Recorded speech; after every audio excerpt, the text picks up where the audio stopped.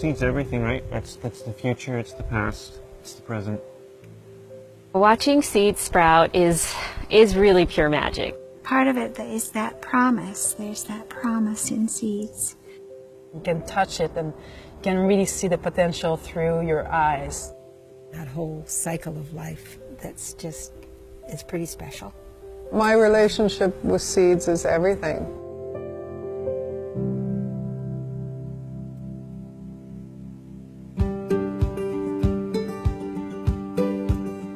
I really feel that being on this land, there's an instinctual knowledge that's not lost. My mom was from here, my grandparents are from here, and literally I can say that for thousands of years, blood inside my body has been in this land. And to be a part of a First Nations group, and even though it might be a percentage of me, that percentage is really strong. Good food comes from good seed. So what's really important for us to do is to both save our own seed and grow it out. Our food system is broken on so many different levels, from the production side and from the consumption side. So I'm focusing right now a lot on the production side, trying to grow food as healthy as possible, as local as possible. I think consumers are starting to realize that the food that's in the supermarkets isn't necessarily the healthiest for them. Biologically speaking and evolutionally speaking, plants are incredibly smart. And I think when I became a seed producer, which was probably about 6-7 years into being a farmer myself, I found it was really interesting to start looking at the plants and through a different angle and understanding that plant-human interaction hasn't always been there, but since we started domesticated crop, the human part of it cannot be neglected. And currently we're leaving that in the hands of people that may not even be as connected to the land as a farmer is. Really, we've only had seed companies for the past couple of 100 years. And before that, everybody saved seed if they were, and a lot of people were farmers. Almost everybody grew at least some of their own food. Where did cabbage come from? Where did carrots come from? Well, it was selected over the years, over centuries, and we're in danger of losing these now because we have so much centralization in seed production and sales.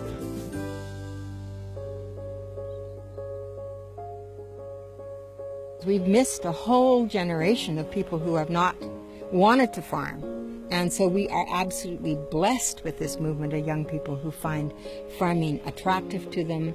They are attracted to the lifestyle. They want to learn what happens when they do things with their hands. We have had over 1,000 participants on this farm. I just don't know of a better way to move young people out into the world. Whether they become farmers or not, they become part of the agricultural scene in that they will see it through new eyes.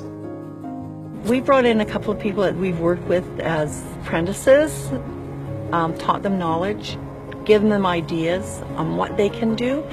And they've taken that and started farms of their own. There's a number of young people that are through their 20s, early 30s, that are now farming because they came to our farm and they saw that farming can be fun.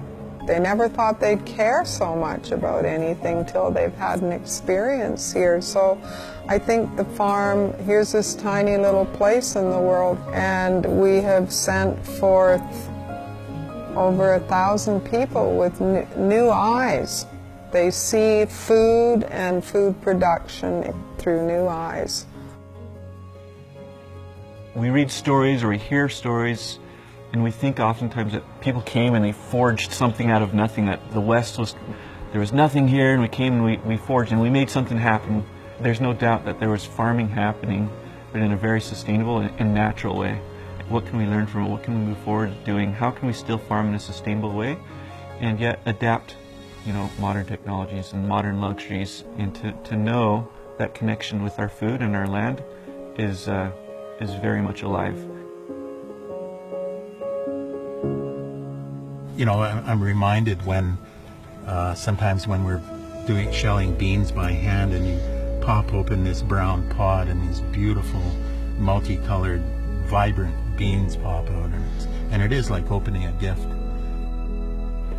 I'm always amazed that you take a small, like a carrot seed, and you put it into the ground, and it's so small. You look and say, well, you know, what's going to come from that?